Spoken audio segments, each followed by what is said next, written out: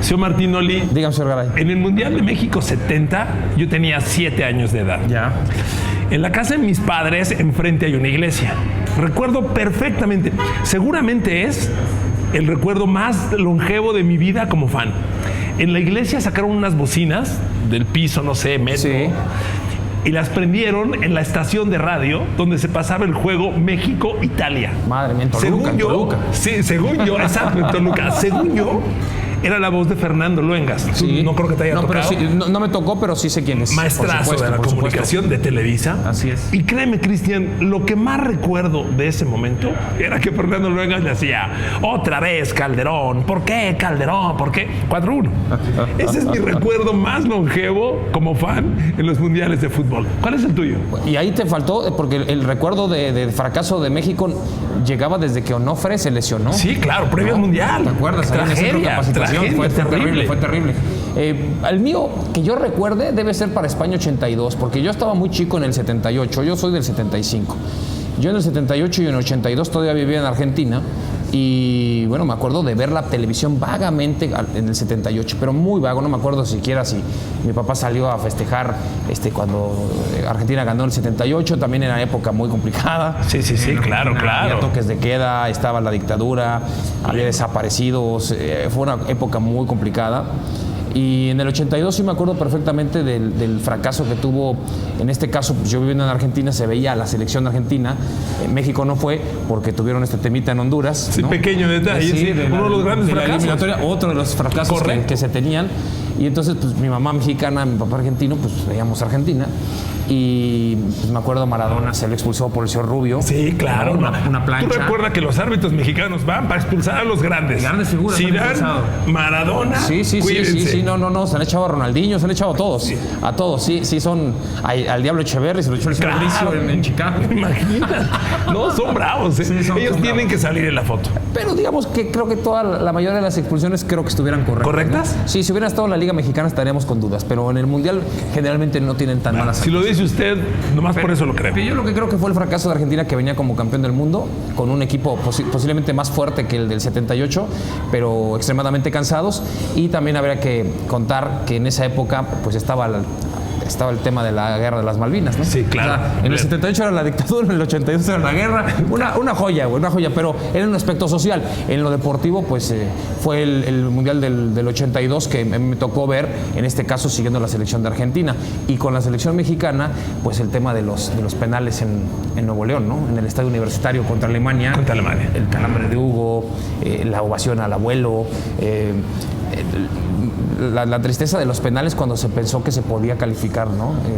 Yo sí siento que ese equipo mexicano tenía un potencial agradable, un equipo bueno, bastante bueno. Y a mí esto de que Hugo, si no compaginaba o no, siento que es que ya había fallado un penal, ahí. ¿Acuerdas que falló contra Paraguay? Si lo atajó el Gato Fernández, sí, en el Estadio Azteca. Y fíjate, cuando lo falla Hugo contra Paraguay, después fallan Zico y Michel Platini en Guadalajara. Y los narradores, ya ven, todo el mundo falla. Y Sócrates penales. También falló ese día. Fíjate, nada más. Sí, bueno, penales fallan todos, pero evidentemente a Hugo, a ver, que Hugo no fuera capitán de la selección era muy llamativo cuando tú vienes de jugar del Real Madrid y eres una figura internacional. Oye. Entiendo que Tomás Boy tenía una jerarquía muy importante y un don de mando local. Podríamos entender que entonces Tomás sea hasta por edad el capitán. Lo que no se puede entender es que hubiera divisiones por la forma en la que piensa Hugo.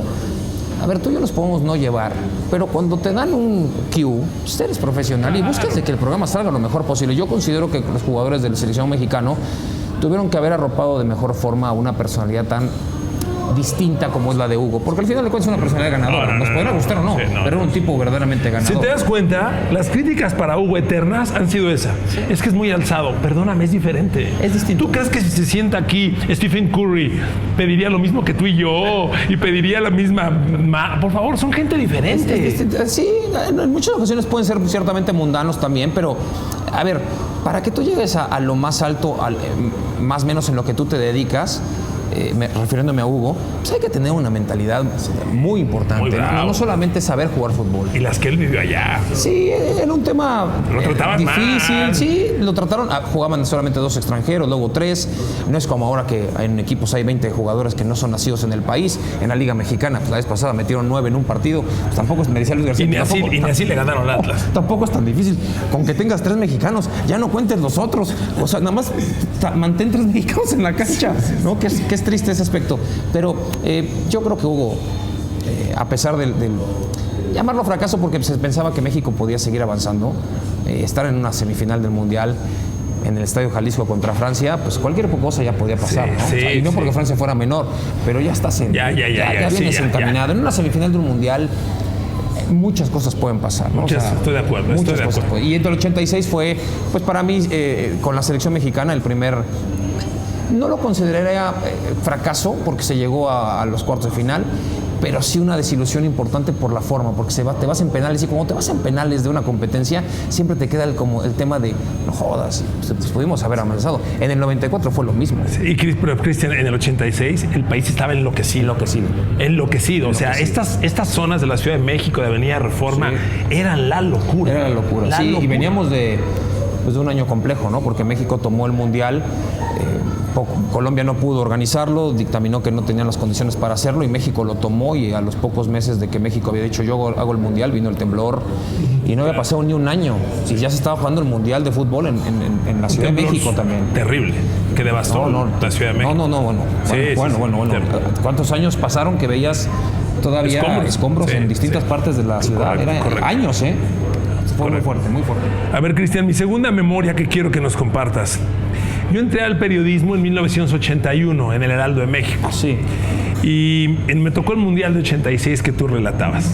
Y don Aureliano López Martínez, que le mando un beso al cielo, papá del Chacho, nuestro querido amigo. Ni que me digas, ese Chacho la está rompiendo en la Fórmula 1. Es un crack. Su sueño cumplido. Siempre quiso narrar la Fórmula 1 todo el tiempo. Que las cosas llegan en el momento correcto. Me da gusto por el Chacho. Un abrazo, Chacho. Pues su papá era mi jefe del Heraldo de México y me mandó al Chacho y a mí a Querétaro. Y fui a la corregidora. Fui a la corregidora. Fuiste a ver Dinamarca. Estuve con Beckenbauer, con Dinamarca. Estuve con Enzo Francesco, conocido tuyo. Así es. O sea, mi primer mundial como periodista fue fascinante. O sea, ver a los uruguayos entrenando con el coach Porras, Armando. Sí, señor. Darse durísimo. Venía el Polilla da Silva, que acaba de ser comprado por el Atlético de Madrid para reemplazar a Hugo del Atlético. Así es. Venía Antonio Alzamendi. Casi nada, ¿no? Un equipazo. Luego estar con Beckenbauer. Alemania se hospedó en un hotel que ahora es Fiesta Inn, que se llamaba Mansión Galindo. Ir a la Mansión Galindo con Beckenbauer, con Hans-Peter Briegel, con Littbarski. Era un hotel bonito, aparte. No, espectacular. Sí, era una hacienda. Y estar con Francescoli, bueno, increíble, el príncipe, un poco serio con la prensa, conmigo, pero gran recuerdo. Yo entrevisté al butragueño un día antes de su día histórico contra Dinamarca. Contra Dinamarca, que metió 4. Metió 4. Yo lo entrevisté un día antes o 2 días antes. Ese fue mi primer mundial como periodista. Así es. Platícame el tuyo. Mi primer mundial como periodista fue en el 98. Lo mío ya fue mucho más para acá. Yo empecé a trabajar en el 93. Cuando veo tu primer fracaso de un mundial como aficionado, veo el 70 y el mío es más o menos el 82. Y veo que empiezas en el 81, yo en el 93, o sea, 12 añitos ahí va clavado, ¿no? Pero el primer mundial que yo cubro es el del 98.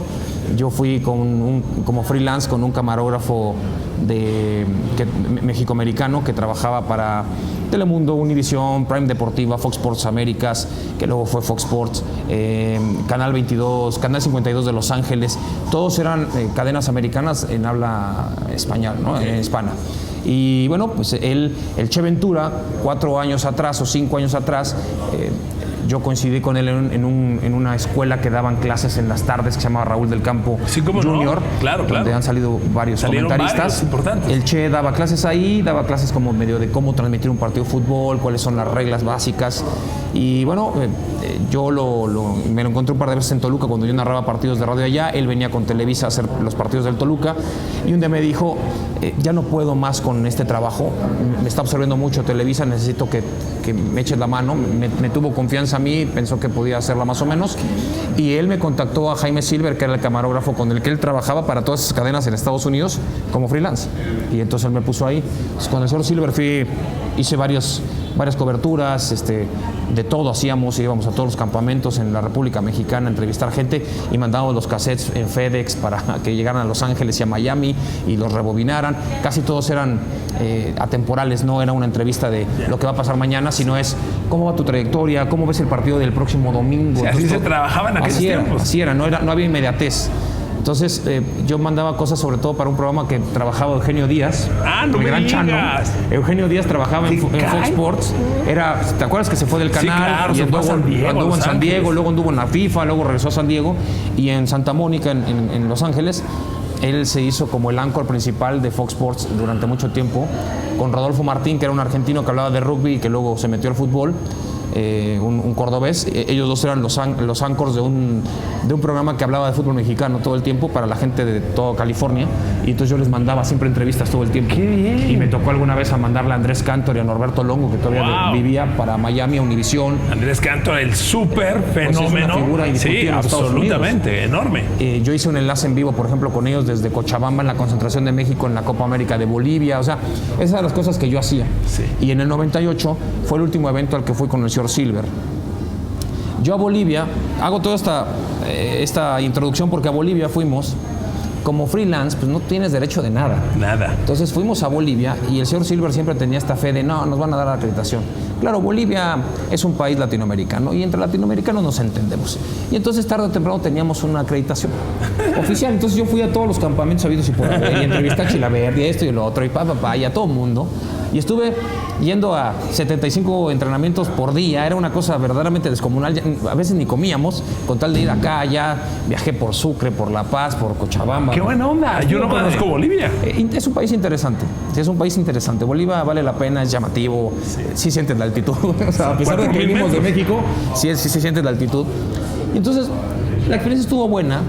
Por ejemplo, yo me acuerdo que yo tenía una American Express que era la adicional de mi tía. Yo tenía un clavo, güey. Entonces, yo tenía la adicional de mi tía y me decía el señor Silver, ¿traes la tarjeta de tu tía? Le digo, sí. Le digo, bueno, vamos a estar pagando todos los días el hotel y distintas cosas con esa tarjeta, y yo voy a estar mandando los cassettes a Los Ángeles todo, y en una semana nos mandan la plata y empezamos a pagar, y yo liquido, le digo, yo nomás le pido que ande el corte el 24, no me jodan, mi tía me va a crucificar. Financié el viaje de Bolivia, básicamente. Se pagó, o sea, al final sí me pagaron, o sea, no hay inconveniente. Pero yo no gané un clavo, pero bueno, digamos que yo pagué por ir a la Copa, básicamente, ¿no? Estuvo padre. Yo ya tenía casi 5 años de experiencia laboral y había terminado justo ese año la universidad. Yo ya para Francia, fui al Mundial de Francia con la universidad terminada y esperando tratar de dar el salto. Yo siempre quise trabajar en Univisión porque me gustaba mucho el fútbol italiano, que pasaban en Univisión con José Ramón y con Orbañanos y el ingeniero de la Madrid. A Maradona en el Napoli. Maradona en el Napoli, el Milan, el Inter, era una cosa increíble. Entonces yo lo veía. Y bueno, pues voy al Mundial y me acuerdo perfecto. Yo no consideraba ir al Mundial. Yo ya me había peleado con el señor Silver, pero él necesitaba un reportero y me dice, me habla un sábado, no se me olvida más. Un sábado, una semana antes de que empezara el Mundial. Me habla, yo estaba en Toluca, en casa de mamá, y me dice, ¿qué vas a hacer? ¿Qué tienes por hacer los próximos días? Le digo, no tengo nada, señor Silver. Bueno, ¿quieres ir al Mundial? Y le dije, sí, pero si no es con acreditación, la verdad, yo ya pasé esa experiencia, no. Mira, no tenemos acreditación, pero vamos a tratar de conseguirla, vamos a tratar de buquear como sin derechos y tal, pues por lo menos para ir a los entrenamientos y mandar cosas, que es lo que necesitábamos. Le digo, está bien. Entonces me digo, ¿qué hago? Me dice, lánzate, hay un vuelo a las 2 de la tarde a París, eran las 10 de la mañana, yo estaba en Toluca. Le digo, ¿cómo? Me dice, sí, lánzate, yo te veo. Él vivió muy cerca del aeropuerto y tenía unos contactos en Aeroméxico que le conseguían siempre el boleto del que no se subió. Entonces tú estabas así esperando en el mostrador y te decían, hay lugar. Y creo que era como por la mitad del precio, ¿no? Pues va. Entonces voy, me acuerdo que mamá fue vivíamos cerca de los Portales en Toluca y fue a la esquina había una casa de cambio y me consiguió, todavía no había euro, no era el euro, eran los francos, ¿te acordarás? Sí, claro. Me dan los francos, me consiguió unos francos, pues perfecto. Pues ahí va, me da la bendición, mi mamá más católica que el Papa, y ahí voy. Todas las mamás mexicanas dan la bendición. 25 bendiciones, 3 besos, por favor, mijito. Virgen cuídate. Santísima de Guadalupe. O sea, yo había viajado solo a Argentina, algunas veces a Estados Unidos, había ido a Bolivia, o sea, tenía cierto, nunca había ido a Europa, y entonces, bueno, ya te imaginas Francia, güey, entonces digo, bueno, pues ahí me subo, Aeroméxico, tal, me trepo, y le digo al señor Silver, pues vamos a ir, no, tú vas, te quedas en el hotel National por Gare du Nord, que está muy cerca medio de la ópera. Le dije, ok, me dio cualquier cosa de dinero. Me dice, tú pagas las noches ahí y yo te caigo en 5 días. Y aparte te llevas estos kits de luces, güey. Unas cajas metálicas. Enormes. Como él tenía ese tema, le aprendí muchas cosas. Hoy lo veo con gracia y en ese momento estaba emocionado, pero decía, güey, me están metiendo No, pues ahí voy. Y entonces, él tenía con Aeroméxico esa onda, y entonces como éramos el último boleto disponible, pues ya saben que en el peso sí entraban las luces, él metió las que pudo. Bueno, yo llego a París, sin saber nada, con una señora en el avión, más o menos, estaba leyendo etimologías grecolatinas, pues era griega, la señora me empezó a decir, yo le veía el libro y decía, ¿qué pinches letras son esas? Me dice, soy griega, y trabajo para la UNESCO con la embajada griega en París y tal. Y digo, ok, sí, qué bien, señora. Oiga, ¿y usted conoce muy bien? Sí, llevo viviendo ahí 5 años, ¿qué necesita? Le digo, pues tengo que ir a Gare du Nord, a este hotel. Ok, ¿has ido alguna vez a París? Le digo, no, es la primera vez. ¿Qué hago? ¿Cuántas maletas tienes? Porque puedes ir en metro. Le dije, no chingue, traigo 3 maletas que son metálicas, son unos baúles, no me joda. Me dice, bueno, lo único que te recomiendo es, pues te pagas un camión, hay unos camiones de Air France que salen a 3 distintos puntos de la ciudad y bueno, pues ahí igual pues, te pueden meter en el baúl del camión. Pues, qué maletas, linda, ¿no? Qué linda. Me ayudó. Te hizo el paro. Fui, llegué, la ópera, yo nomás quería ver la Torre Eiffel, bueno, pues veo la ópera, digo, pues está chingón. Llegó un domingo, llego ahí a la ópera, donde bajé, dije, bueno, pues no había mapas, no había nada, güey, ¿no? Nada más agarré uno que es un folletito de Galerías Lafayette, ¿te acuerdas? Que medio viene ahí un mapita, ¿no? Que venden, que lo regalan en el aeropuerto, pues lo agarré y dije, hay un mapa de París, güey, ¿no? Entonces, así, escucha, ¿qué pedo? ¿Dónde está la ópera? Ahí lo vi. Entonces ya me bajo y asumía que estaba cerca, entonces paré un taxi, un camerunés me recibe, me ve las maletas, se agasaja, me tira las maletas adentro, dijo, me dio como 5 vueltas, luego me di cuenta que me chamaqueó, dio vuelta, llegamos como a los 25 minutos, cuando estaba yo como a 8 cuadras, 10, güey, yo no sabía, y me cobró, yo vi el taxímetro, decía, no sé, 20 francos, y me cobró 80. Dije, ¿por qué? Me dice, no, pues cada maleta, güey, se cobra, papá. Y yo, madre santa, bueno, pues ahí voy. Me atendió un muchacho de Albania, que era el gerente del hotel. Un hotel que yo dije, madre... Experiencia internacional. Te lo juro, no sabes lo que era. El hotel era de... Güey, era de 5 metros de frente. Era ese el hotel. Yo dije, güey, ¿está bien? Pues bueno, voy, entro, me meto, tal. Y de pronto, pues, primer piso, ya llego. En el cuarto casi eran o las maletas o yo, güey. Bueno, ahí las metí. Siempre me dijeron, no te duermas cuando vayas a Europa, no te duermas, güey, porque luego no agarras el horario, te cuesta mucho trabajo. Bueno, pues yo supuestamente, yo llegué a las 8 de la mañana, tal. Pues, yo según aguanté bastante, güey, ¿no? Y como era verano, pues no oscurece más tarde, entonces yo dije, no, pues estoy aguantando chido.